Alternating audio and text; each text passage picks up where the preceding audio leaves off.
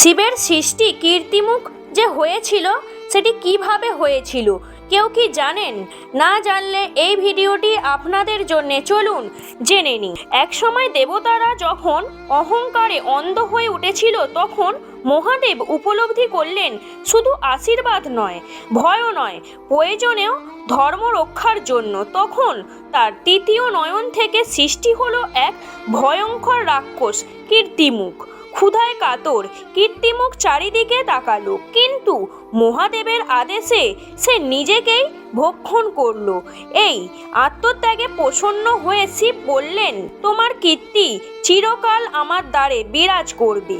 তাই আজও শিব মন্দিরে কীর্তিমুখ অহংকার দমন ও আত্মসংযমের প্রতীক।